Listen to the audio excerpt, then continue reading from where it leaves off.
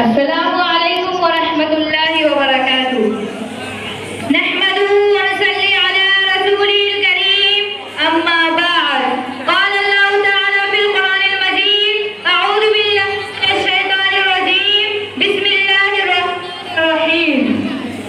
मा तज़व्वजा इमरातिन लिइज़्ज़िहा लम यज़िदिल्लाहु इल्ला ज़ल्ला, व मा तज़व्वजा लिमालिहा लम यज़िदिल्लाहु इल्ला फ़क़रा, इला आखिरिही। नवविवाहित जोड़ों को घर बनाने के लिए मकान वर पक्ष की ओर से मिलता है, इसीलिए बर्तन वधू पक्ष की ओर से मिले तो कोई बुराई नहीं है। आज मुसलमानों में दहेज देने का एक उदाहरण पर है। इस्लाम पुत्री को पिता की संपत्ति के अधिकारी मानता है, यद्यपि यह अधिकार पुत्र से कुछ कम होता है, लेकिन मुस्लिम लड़की विवाह से पूर्व पक्षात पिता की संपत्ति में अपने भाइयों से हिस्सा बांटने नहीं आती, मगर हिस्सा मांगने की मिसालें अध्ययन समेती संख्या बड़े जमींदारों परिवारों में देखने में ही आती है।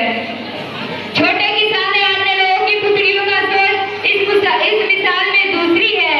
संपत्ति में अपने हिस्से की कुर्बानी देकर बहन अपने भाइयों से मधुर रिश्ते बनाए रखती है, बदले में भाई भी उसके इशरानी बने रहते हैं और उसे दान जहेज देने में कंजूसी गौरतलब है कि हजरत मोहम्मद ने अपनी पुत्री फातिमा के शादी के अवसर पर जहेज के 100 रूप दी थी।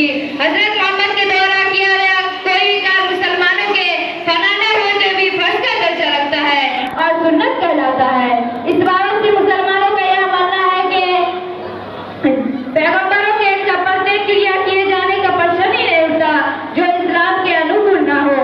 और इस मामले में यह भी जान लेना दिलचस्प होगा कि इस्लाम के 5 मूल सिद्धांत तौहीद, नमाज, ज़कात, हज है जिन्हें फर्ज कहा जाता है, पर कतिपय लोग पैगंबर के प्रति क्रियाकलाप को फर्ज मानते हैं।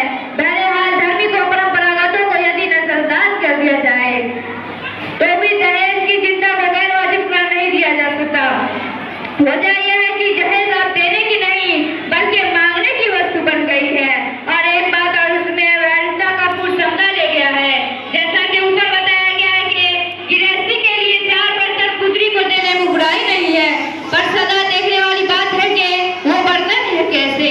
आज आदरणीय मध्य वर्गीय मुस्लिम परिवार अपनी लड़की को 10 से 20 हजार रुपये तक कीमत व पीतल के ऐसे बर्तन देते हैं जो शायद ही कभी रोजमर्रा के इस्तेमाल के लिए स्टील, एल्युमिनियम, कांच और जहां तक हो सके चीनी और मिट्टी के बर्तन भी बनाए जाते हैं। मुसलमानों में जहेज के बढ़ते चलन का एक उदाहरण पर है।